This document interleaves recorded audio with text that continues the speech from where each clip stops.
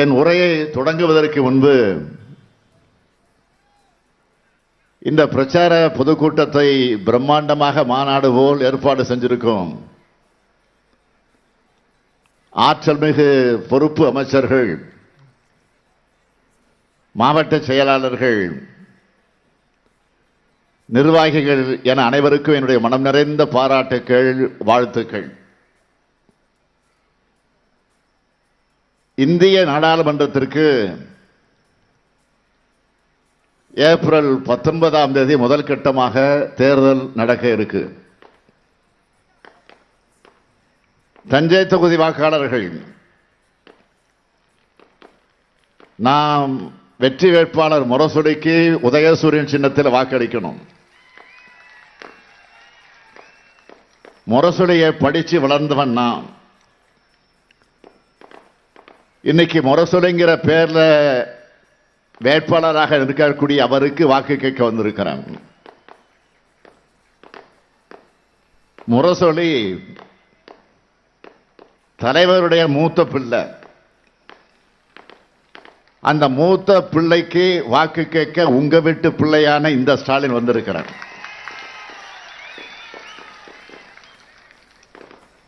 ஒன்றிய செயலாளராக பணியாற்றும் தம்பி முரசொலி நாடாளுமன்றத்திற்கு போறது எனக்கு மனத்தில் மிகுந்த மனநிறைவை தருவது. அந்த மகிழ்ச்சியோடு தான் பகத்சிங் போன்ற விடுதலை வீரர்கள் நிறைந்த கம்யூனிஸ்ட் தோழர்களை ஒருங்கிணைக்கும் தோழமையின் இலக்கணம் அண்ணன் முத்தரசன் அவர்களின் ஆதரவு பெற்ற இந்திய கம்யூனிஸ்ட் கட்சியினுடைய வேட்பாளரான தோழர் வை செல்வராஜ் அவர்களுக்கு கதிர் அருவாள் சின்னத்தில் வாக்களிக்கணும்னு நாகை தொகுதி வாக்காளர்களை கேட்க வந்திருக்கிறார். நடைபெற இருக்கிற தேர்தல் மிக மிக முக்கியமான தேர்தல். ஏதோ பாஜக ஆட்சியை வீழ்த்துறதுக்காக நடக்கிற தேர்தலாக மட்டும் யாரும் நினைச்சிடக்கூடாது. இந்தியாவில் இனி ஜனநாயகம் இருக்க வேண்டுமா வேண்டாமா என்று முடிவு செய்வதற்கான தேர்தல் இது. இந்தியாவோட மாநிலங்களை மக்களாட்சிய, மத சார்பின்மைய, பன்முகத்தன்மைய, ஒடுக்கப்பட்ட மக்களை, ஏழை எளிய மக்களை காப்பாற்றணும்னா பாஜக இன்னொரு முறை ஆட்சிக்கு வரக்கூடாது. பாஜக திரும்ப ஆட்சிக்கு வந்தா இந்தியா என்ற கூட்டாட்சி அமைப்பே இருக்காது. நாட்டில் ஜனநாயக அமைப்பு முறையே இருக்காது. நாடாளுமன்ற நடைமுறையே இருக்காது. இவ்வளவு ஏன் மாநிலங்களே இருக்காது. முதல்ல நாம எல்லோரும் இதை உணரணும். கண்ணுக்கு முன்னால ஜம்மு காஷ்மீர் மாநிலம் சிதைக்கப்பட்டதை பார்த்தோம். ஜம்மு காஷ்மீர் மாநிலத்தை ரெண்டாக பிரிச்சாங்க. அங்க இருக்கிற மக்களோட விருப்பத்துக்கு மாறாக யூனியன் பிரதேசமாக மாற்றினாங்க. அரசியல் கட்சி தலைவர்களே வீட்டு சிறையில் அடைச்சாங்க. முன்னாள் முதலமைச்சர்களும் இதுக்கு தப்பல. அங்க சட்டமன்றம் கிடையாது. காஷ்மீருக்கு 5 ஆண்டுகளா தேர்தல் கிடையாது. இப்போ கூட ஜம்மு காஷ்மீருக்கு தேர்தலை அறிவிக்கல. இதுதான் பாஜகவின் பாணி, சர்வாதிகாரம். இந்த நிலைமை நாளை தமிழ்நாட்டுக்கும் ஏற்படலாம். ஏன் பாஜக திரும்ப ஜெயிச்சா இதே நிலைதான் எல்லா மாநிலங்களுக்கும் ஏற்படும். இது ஏதோ எதிர்கட்சி மாநிலங்களுக்கு மட்டுமல்ல, பாஜக மாநிலங்களுக்கே ஆபத்து வரத்தான் செய்யும். 2014ஆம் ஆண்டு ஆட்சிக்கு வந்த பாசிச பாஜக இந்தியாவை எல்லா வகையிலும் மிக மோசமான வகையில பாழ்வடைத்திருச்சு. அது மட்டுமல்ல, இந்தியாவில் இருந்த எல்லா கட்டமைப்புகளையும் சிதைச்சிட்டாங்க. இன்னைக்கு தினமணி ஏட்டில் ஒரு தலையங்கம் எழுதியிருக்காங்க,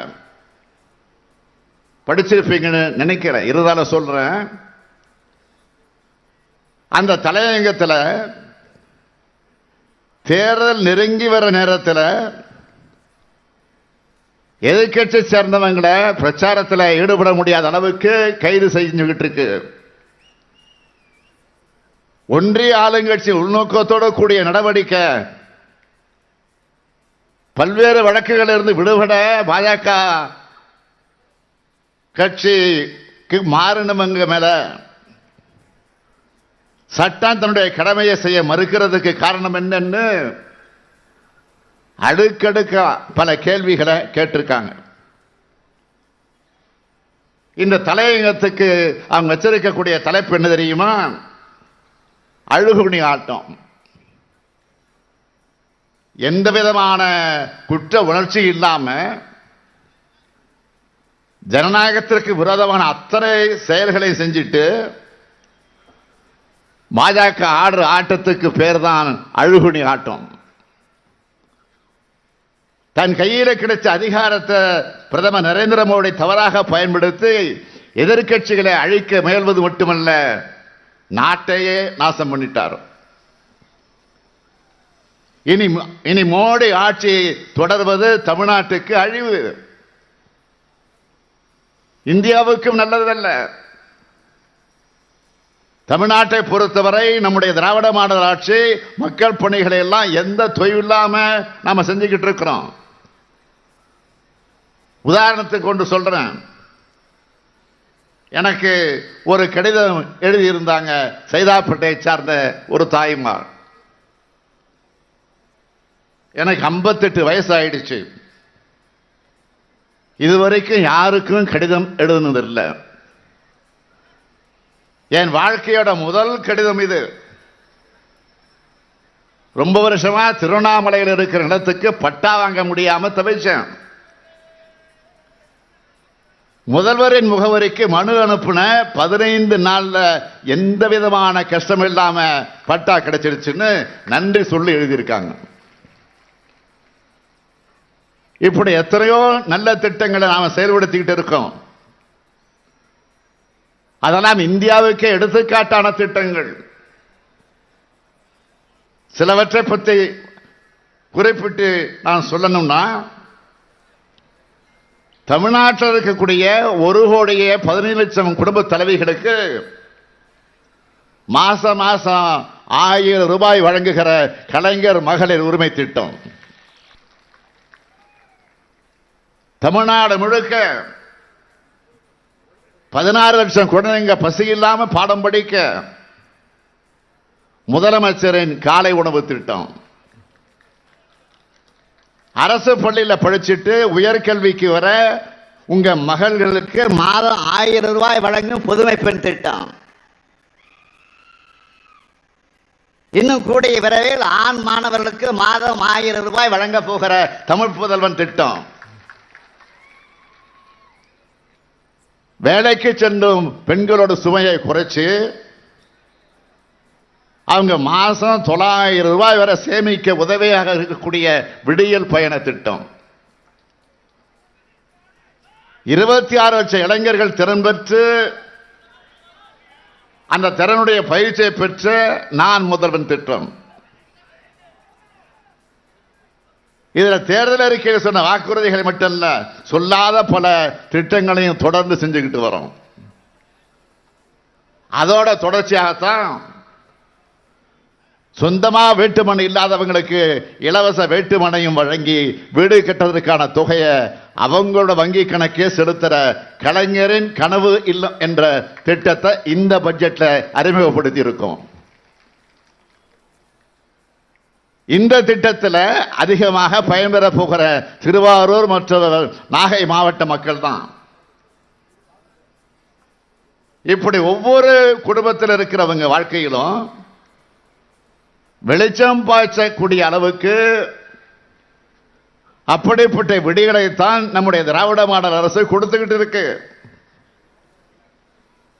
இவ்வளவு கஷ்டமான நிதி நிலைமையில நம்மால இவ்வளவு நல்லது செய்ய முடியுதுன்னா, நம்ம கூட்டணி ஆட்சி ஒன்றியத்தில் வந்தா இன்னும் என்னென்ன திட்டங்களை செய்வோம்னு தேர்தல் அறிக்கையில வெளியிட்டு இருக்கோம். சிலவற்றை மட்டும் தலைப்புச் செய்திகளாக சொல்றேன். இந்தியா முழுவதும் இருக்கக்கூடிய விவசாயிகள் கூட்டுறவு அமைப்புகளிலையும் வங்கிகளிலையும் வாங்கி இருக்கக்கூடிய கடனும் வட்டியும் தள்ளுபடி செய்யப்படும். பெட்ரோல், டீசல், கேஸ் சிலிண்டர் விலை குறைக்கப்படும். மகாத்மா காந்தி தேசிய ஊரக வேலைவாய்ப்பு உறுதி திட்டத்தோட வேலை நாட்கள் 100 150 நாட்களாகவும் ஊதியம் 400 ரூபாயாகவும் உயர்த்தப்படும். தேசிய நெடுஞ்சாலைகள் இருக்கிற சுங்கசாவடிகள் முற்றிலுமாக அகற்றப்படும். வங்கிகள்ல மினிமம் பேலன்ஸ் இல்லைன்னு சொல்லி விதிக்கப்படக்கூடிய அபராதம் நீக்கப்படும். ஈழத்தமிழர்களுக்கு சிறுபான்மையின மக்களுக்கு எதிரான குடியுரிமை திருத்த சட்டம் ரத்து செய்யப்படும். பயிர் காப்பீட்டு உடமைகள் செலுத்த வேண்டிய பங்கு தொகையை ஒன்றிய அரசே செலுத்தும். காவேரி, தாமிரபரணி, வைகை ஒருங்கிணைந்த பாதுகாப்பு திட்டம் அறிவிக்கப்படும். ஒன்றிய அரசின் பொதுத்துறை நிறுவனங்கள், அலுவலகங்கள் அந்தந்த மாநிலங்களை சார்ந்தவங்களுக்கு வேலை வாய்ப்பில் முன்னுரிமை அளிக்கப்படுவது உறுதி செய்யப்படும். வேளாண் விளைபொருட்களுக்கு மொத்த உற்பத்தி செலவு பிளஸ் 50 விழுக்காடு என்பதை வலியுறுத்தி விவசாயிகளுக்கு குறைந்தபட்ச ஆதரவு விலை நிர்ணயம் செய்யப்படும்.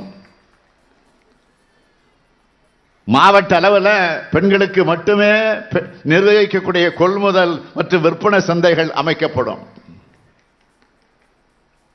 பட்டுக்கோட்டை, மன்னார்குடி, பட்டுக்கோட்டை, தஞ்சை இடையே புதிய ரயில் பாதைகள் அமைக்கப்படும். திருவாரூரிலிருந்து மதுரை, திருச்செந்தூர், பழனி ஆகிய இடங்களுக்கு ரயில் சேவைகள் ஏற்படுத்தப்படும். திருவாரூர் சென்னைக்கு இடையே பகல் நேர ரயில் சேவை ஏற்படுத்தப்படும். பட்டுக்கோட்டை ரயில் வழித்தடத்தில் கம்பன் எக்ஸ்பிரஸ் ரயில் மீண்டும் இயக்கப்படும். திருவாரூர்ல தேசிய வேளாண் ஆராய்ச்சி மையம் அமைக்கப்படும். நாகை பகுதியில் சரக்கு பெட்டக துறைமுகம் அமைக்க ஆவணம் செய்யப்படும். மீனவர்களுக்கு வாழ்வாதார உதவித்தொகையா இயக்க சீற்றங்களை ஏற்படக்கூடிய நேரத்தில் நாளொன்றுக்கு 500 ரூபாய் இழப்பீடா வழங்கப்படும். இப்படி இந்தியா கூட்டணி அமைச்சதும் ஒட்டுமொத்த இந்தியாவுக்கு என்ன செய்ய போகிறோம், தமிழ்நாட்டுக்கு என்ன செய்ய போகிறோம்னு நான் வெளியிட்ட திராவிட முன்னேற்ற கழகத்தோட தேர்தல் அறிக்கையை எல்லோரும் பார்த்திருப்பீங்க. திமுகவை பொறுத்த வரைக்கும் சொல்வதைத்தான் செய்வோம், செய்வதைத்தான் சொல்வோம், இதுதான் வரலாறு. சட்டமன்ற தேர்தலுக்கு முன்னாடி கொடுத்த வாக்குறுதிகள் பெரும்பாலான வாக்குறுதிகளை செஞ்சு காட்டியவன் தான் இங்கே உங்கள் முன்னால் நின்று கொண்டிருக்கக்கூடிய இந்த முத்துவேல் கருணாநிதி ஸ்டாலின். நேற்று அதிமுக தேர்தல் அறிக்கை வெளியிட்டு இருக்காங்க. ஆட்சி பொறுப்பு கையில வச்சிருந்த போது மக்களுக்கு ஒண்ணுமே பண்ணாத பழனிசாமி ஒன்றிய அரசுல பாஜக கூட கூட்டணியாக இருந்து சேர்ந்து கொண்டு தமிழ்நாட்டுக்கு எந்த நன்மையும் செய்யாம துரோகங்களை மட்டுமே செஞ்ச பழனிசாமி அவர் பங்குக்கு ஒரு தேர்தல் அறிக்கையை வெளியிட்டு இருக்கிறார். அது தேர்தல் அறிக்கை அல்ல, பழனிசாமியுடைய பம்மாத்து அறிக்கை. அவர்கிட்ட அதிகாரம் இருந்தபோது ஒன்றிய அரசிடமிருந்து உருப்படியாவது எதையாவது பெற்று தந்தாரா? பாஜகவினுடைய பாதம் தாங்கியா உதவாக்கரையா இருந்த பழனிசாமி என்ன சொல்றாரு தெரியுமா? ஆளுநரை நியமிக்கிறப்போ முதலமைச்சருடைய ஆலோசனை பெற்று நியமனம் செய்யணுமா? திமுக சொன்னதையே அப்படியே ஜெராக்ஸ் எடுத்து அறிக்கை வெளியிட்டு இருக்கிறார். நான் கேட்கிறேன், பழனிசாமி அவர்களே, திமுக அரசுக்கு குடத்தல் கொடுத்துக்கிட்டே இருக்கிறாரு ஆளுநர். அவரை கண்டிச்சு ஒரு நாளாவது ஒரு அறிக்கையாவது விட்டிருக்கீங்களா? இல்லையே. அதிமுக ஆட்சியில் ஆளுநர் ஆய்வுக்கு போறேன்னு கிளம்பினப்போ அவருக்கு எதிராக போராட்டம் நடத்தின இயக்கம் தான் திராவிட முன்னேற்ற கழகம். மறந்துடாதீங்க. தொல்லை தரதையே தன்னோட அன்றாட பணியா வச்சிருக்கக்கூடிய ஆளுநருக்கு எதிராக இப்பவும் உச்சநீதிமன்றம் வரைக்கும் போய் போராடுகிறது திமுக. கைகட்டி வாய்மூடி முதுகுடைந்து பாதம் தாங்கும் பழனிசாமி அவர்களே, உங்களுக்கு வீர வசனங்கள் தேவைதானா? மோடி அரசு கொண்டு வந்த குடியுரிமை திருத்த சட்டத்தில் இலங்கை தமிழர்கள் சேர்க்கப்படல. அந்த சட்டத்தை ஆதரிச்சு நாடாளுமன்றத்தில் அதிமுக ஓட்டு போட்ட காரணத்தால் தான் அந்த சட்டமே இன்னைக்கு அமலுக்கு வந்திருக்கு. குடியுரிமை திருத்த சட்டம் வர காரணமாக இருந்துட்டு இலங்கை தமிழர்களுக்கான இரட்டை குடியுரிமை கொண்டு வருவோம்னு சொல்றதுக்கும் பேர் என்ன? பித்தலாட்டம் தான். அடுத்து ஒன்று சொல்றாரு, மதுரையில் நிறுவப்பட இருக்கும் எய்ம்ஸ் மருத்துவமனையை உடனடியாக மக்கள் பயன்பாட்டுக்கு கொண்டு வர துரித நடவடிக்கை எடுக்கப்படுமா? என்ன நாடகம் இது? பழனிசாமி சொல்றாரு, 2019ஆம் ஆண்டு நாடாளுமன்ற தேர்தல் நேரத்தில் எய்ம்ஸ் திறப்பு விழா மோடி அப்படின்னு தலைப்பு போட்டு அந்த பிரதமர் மோடி அவர்கள் பட்டன் அழுத்தினப்போ பக்கத்தில் உட்கார்ந்து கை தட்டுனீங்களா? அதற்கு பிறகு எய்ம்ஸ் அமைக்காம ஏன் இழுத்தடிச்சுட்டே இருக்கீங்கன்னு ஒரு முறையாவது ஒன்றிய அரசோட கதவை தட்டி இருப்பீங்களா? இவ்வளவு ஆண்டுகளாக இது எதையும் செய்யாம இப்ப நீங்க போடுற இந்த பகல் வேஷம் பாஜகவுக்கான பசப்பு நாடகம் தான் மக்கள் நல்லா உணர்ந்திருக்கிறாங்க. இங்க இவர் இப்படின்னா, ஆட்சிக்கு வர்றதுக்கு முன்ன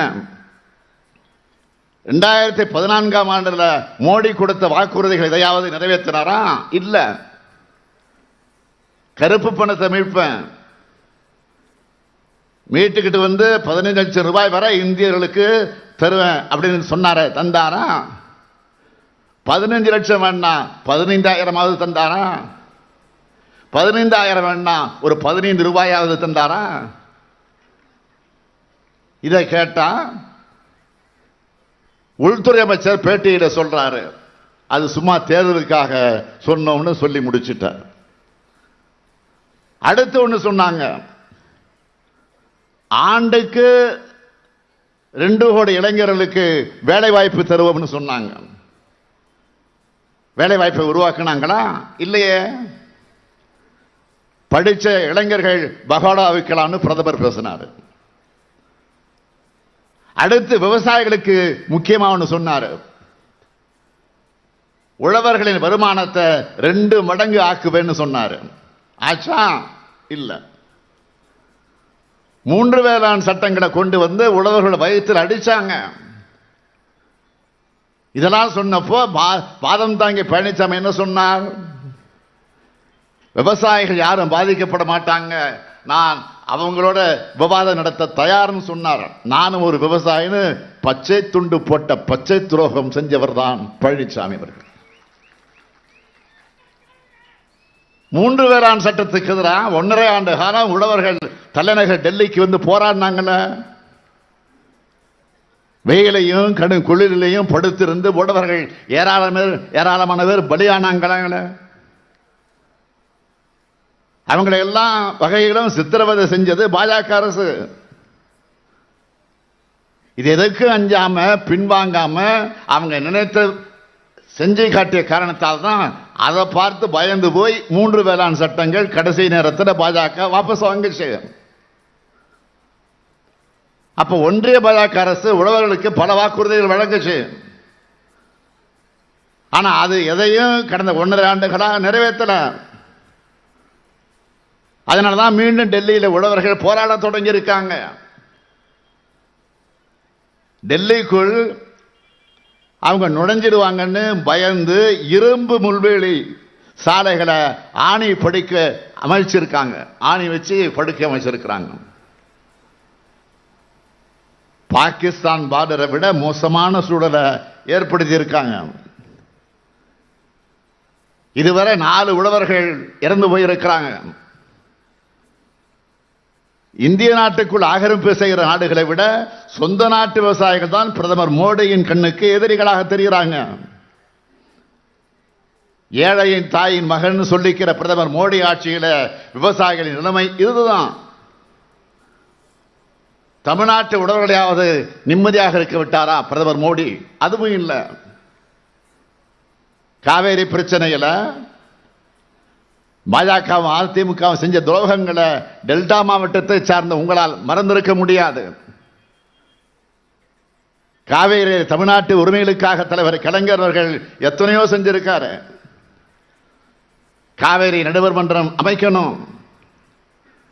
1969ஆம் ஆண்டு முதலாக குரல் கொடுத்ததுல இருந்து காவேரி இறுதி தீர்ப்பு வாங்கின வரைக்கும் டெல்டா உழவர்களுக்காக தலைவர் பாடுபட்டது அத்தனையும் உங்களுக்கு நல்லா தெரியும். ஆனா அதிமுகவும் பாஜகவும் செஞ்சது என்ன? வரலாற்று பக்கங்களை கொஞ்சம் புரட்டி பார்க்கலாமா?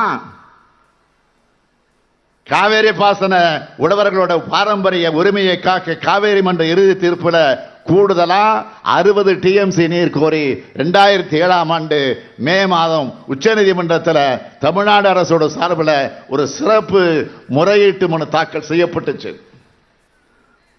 அந்த வழக்கை கூட அடுத்து வந்த அதிமுகவும் அரசு ஒழுங்கா நடத்தல. ஒன்றிய பாஜக அரசு உச்சமன்றத்தில் என்ன சொன்னாங்க? காவேரி மேலாண்மை ஆணையம் அமைக்க உச்சநீதிமன்றம் உத்தரவிட முடியாதுன்னு வாதாடினாங்க. அது மட்டுமா சொன்னாங்க? காவேரி மேலாண்மை அமைக்கிறது உள்ளிட்ட நடுவர் மன்றத்தின் உத்தரவுக்கு நாடாளுமன்றத்தினுடைய ஒப்புதல் வேணும். மாநிலங்களுக்கு இடையிலான நதிநீர் தகராறு சட்டத்தில் இதுக்கான பல்வேறு விதிகள் இருக்கு. இது குறித்து உத்தரவிட உச்சநீதிமன்றத்திற்கு அதிகாரம் இல்லை. எனவே உச்சநீதிமன்றம் இந்த உத்தரவை திரும்ப பெறணும்னு சொல்லி உச்சநீதிமன்றத்தில் மனு போட்ட அரசு ஒன்றிய பாஜக அரசு. இந்த விவகாரத்தில் நீங்க தலையிட வேண்டாம், நாங்க பார்த்துக்கிறோம் ஒன்றிய அரசு வழக்கறிஞர் உச்சமன்றத்தில் சொன்னார். அதிகாரம் உண்டுன்னு சொல்லி காவேரி உரிமையை நிலைநாட்டினது உச்சநீதிமன்றம் தான். நடுவர் மன்றத்தோட இறுதி தீர்ப்பை உறுதி செஞ்சு 2018ஆம் ஆண்டு உச்சநீதிமன்றம் தீர்ப்பளித்தது. அப்பவும் தமிழ்நாட்டோட காவிரி நீர் உரிமையை 14.75 டிஎம்சியை விட்டு கொடுத்தது பழனிசாமி தான். உச்சநீதிமன்ற தீர்ப்புப்படி காவேரி அணை அமைக்கப்பட்டு உடனடியாக நீர்த்தாவா முறைப்படுத்தப்பட்டிருக்கணும். தமிழ்நாட்டு மக்கள் தான் நமக்கு வாக்களிக்கிறது இல்லைன்னு ஒன்றிய பாஜக இதை செயல்படுத்தல. உடனடியாக காவேரி அணை அமைக்கணும்னு போராடினதும் திமுக தான். தமிழ்நாட்டுக்கு வந்த பிரதமர் நரேந்திர மோடிக்கு கருப்பு கொடி காட்டணும், கோபேக் மோடின்னு சொன்னோம். நான் காவேரி உரிமை மீட்பு பயணத்தை மேற்கொண்டேன். 2 குழுக்களாக இந்த பயணத்தை திமுக நடத்துச்சு. மதச்சார்பற்ற கட்சிகளோடு ஒன்று சேர்ந்து நாம் இதை நடத்தி காட்டினோம். திருச்சி முக்கும்புல இருந்து கிளம்பி நான் பயணம் மேற்கொண்டேன். காவேரி மேலாண்மை வாரியம் என்ற பெயர்ல டெல்லி தான் அமைக்கணும்னு உச்சநீதிமன்றத்தில் சொன்னோம். ஒன்றிய பாஜக அரசு அதிகாரமற்ற ஒரு அமைப்பை தொடங்குச்சு. அதையும் பழனிசாமி அரசு தட்டி கேட்கல. ஒன்றிய அரசினுடைய ஜல்சக்தி துறையோட இதை சேர்த்துட்டாங்க. அதையும் பழனிசாமி அரசு தட்டி கேட்கல. முதுகெலும்பு இல்லாம பாஜக அரசுக்கு தலையாட்டிக்கிட்டு இருந்தார் பழனிசாமி. இந்த 2 பேருடைய துரோகத்தை உணர்ந்து இவங்களை டெல்டா மாவட்ட மக்கள் முழுமையாக புறக்கணிக்கணும். தயாராயிட்டீங்களா? ஆனா இப்ப தேர்தல் பிரச்சாரத்திற்காக தமிழ்நாட்டுக்கு வரும் பிரதமர் வாயால வடை சுட்டுட்டு இருக்கிறார். வார்த்தைகளால வடை சுடுறதில்ல வல்லவர் பிரதமர் மோடி. வெறுங்கையில முழம் போடுறதும் அவருக்கு கைவந்த கலை. தமிழ்நாட்டில் பல பகுதிகளில் வரலாறு காணாத மழை பெஞ்சு கடந்த டிசம்பர் மாசம் பெரும் வெள்ள சேதம் ஏற்பட்டுச்சு. பல மாசம் ஆச்சு. இதுவரை நிவாரண நிதியா ஒரு சல்லி காசு கூட ஒதுக்கல பாஜக அரசு. நிவாரணம் மற்றும் மறுசீரமைப்பு பணிகளுக்காக 37,000 கோடி ரூபாய் நிதி கேட்டோம். ஒரு பைசா கூட வரல. பாதுகாப்பு அமைச்சர் வந்து பார்த்தார், தரதா சொன்னார், தரல. நிதியமைச்சர் வந்து பார்த்தார், தரதா சொன்னார், தரல. ஒன்றிய குழு வந்து பார்த்து வாங்கி தரதாக சொன்னாங்க, தரல. தமிழ்நாட்டு எம்பிக்கள் உள்துறை அமைச்சரை டெல்லிக்கு போய் சந்திச்சாங்க. அவரும் தரதா சொன்னார், தரல. ஏன் தரல? தமிழ்நாட்டுக்கு தர்றதுக்கு அவங்களுக்கு மனசு இல்லை. சமீப காலமா தமிழ்நாட்டுக்கு வரக்கூடிய பிரதமர் பாதிக்கப்பட்ட மக்களுக்கு நிவாரணத் தொகை அறிவிச்சிருந்தா பாராட்டி இருக்கலாம். தமிழ்நாட்டுக்கு எதையும் தராத மோடிக்கு தமிழ்நாட்டு மக்களும் தங்களுடைய வாக்கையும் தரமாட்டாங்க. தமிழ்நாட்டுக்கான சிறப்பு திட்டங்களை எதையும் வழங்காத மோடிக்கு தமிழ்நாட்டு மக்கள் வாக்களிக்க மாட்டாங்க என்பதுதான் உண்மை. இது மோடிக்கும் தெரியும். அதனால்தான் திமுக மேல அளவுக்கு அதிகமான ஆத்திரத்தை கொட்டுகிறார். மாநிலமாக போய் திமுக விமர்சிச்சார். இப்ப தமிழ்நாட்டுக்கு வந்து அதே பல்லவியை பாடுறாரு. திமுக மேல ஏன் அவருக்கு இவ்வளவு கோபம் வந்துச்சு? இந்தியா முழுவதும் பாஜகவுக்கு எதிராக தனித்தனியா இயங்கி வந்த கட்சிகளை ஒருங்கிணைக்க நான் காரணமாக இருந்தேங்கிற ஆத்திரத்தில் திமுகவை இன்றைக்கு விமர்சிச்சுட்டு இருக்கிறாரு. தன்னை எதிர்க்க யாரும் இல்லைன்னு இருந்தவருடைய பழப்ப இந்தியா கூட்டணி கெடுத்துடுச்சு. எதிர்கட்சிகள் ஒன்று சேருதுன்னு கனவுலகத்தில் இருந்த மோடியின் தூக்கத்தை இந்தியா கூட்டணி கலைச்சிடுச்சு. தூக்கத்திலிருந்து எழுந்து திமுகவை தரக்குறைவாக பேசுகிறார். அது பற்றி எங்களுக்கு கவலை இல்லை. இது போல எத்தனையோ ஏச்சுக்கள், ஏளனங்கள், அரட்டல்கள், மிரட்டல்களை பார்த்து பழக்கப்பட்டவங்க நாங்க. வசவுகளை வாங்கி உரம் பெற்றவங்க நாங்க. கலைஞர் ஸ்டைல்ல சொல்லணும்னா பிரதமர் மோடி அவர்களை நாங்கள் தென்றலை தீண்டியதில்லை, ஆனால் தீயை தாண்டி இருக்கிறோம். கருப்பு சிவப்பு கொடியை கையிலேந்தி வர திராவிட முன்னேற்ற கழக உடன்பிறப்ப இன்னும் தீவிரமா வேலை செய்ய வைக்கிறது இந்த எதிர் தாக்குதல் தான். எதிர் தாக்குதல் வந்தாதான் திமுக தொண்டர்கள் உற்சாகத்தோடு வெறியோடு களப்பணி ஆற்றுவாங்க. இவ்வளவு நாளா நான் உங்களை உசுப்பி விட்டு உற்சாகப்படுத்தி வந்தான். நம்முடைய தமிழ்நாட்டில் இருக்கக்கூடிய ஆளுநர் ஆர்.என். ரவி அவர்கள், அவருக்கு நேற்று முன்தினம் உச்சநீதிமன்றம் கடுமையான வார்த்தைகளால் எச்சரிக்கை கொடுத்திருக்கு. உச்சநீதிமன்றத்துடைய தீர்ப்பையும் அரசியலமைப்பையும் அவமதிச்சா அதை பார்த்துட்டு நாங்க சும்மா இருக்க மாட்டோம், மாண்புமை நீதியரசர்கள் சொல்லி இருக்காங்க. இதுவரை எந்த ஆளுநரும் உச்சநீதிமன்றத்தால் இந்த அளவுக்கு கண்டனத்துக்கு உள்ளாகி இருப்பார்களா என்பது சந்தேகம். வெக்கம், மானம், சூடு, சுரணம் இருந்தாலும் ராஜினாமா செஞ்சுட்டு போயிருக்கணும்.